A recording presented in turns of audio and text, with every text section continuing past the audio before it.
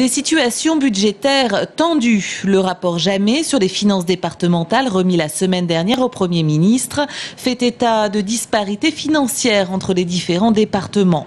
En cette période de crise, les dépenses sociales augmentent. Pourtant, l'Indre-et-Loire ne fait pas partie des plus pauvres. Il ne serait pas particulièrement fragilisé par la conjoncture économique actuelle. Ce rapport fait apparaître qu'effectivement l'Indre-et-Loire s'en sort pas trop mal, car il fait partie des 30 départements qui ont des bases fiscales plutôt favorables et également qui ont moins de dépenses au titre de l'aide de dépendance aux personnes âgées. Au Conseil général, en revanche, la présidente maintient le signal d'alarme et reste ferme à la lecture de ce rapport. Un rapport qu'elle dénonce.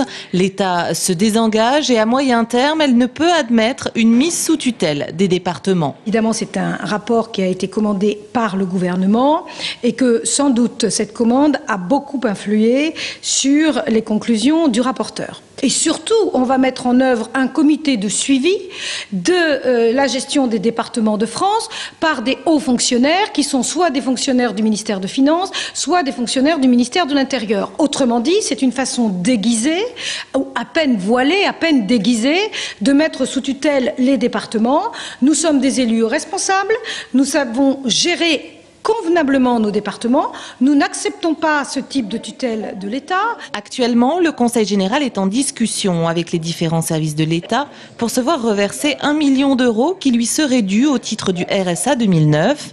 Une concertation doit s'ouvrir courant mai pour travailler à la mise en place des 40 mesures conseillées par ce rapport. En attendant, en préfecture, Ma porte reste ouverte pour parler de tout cela.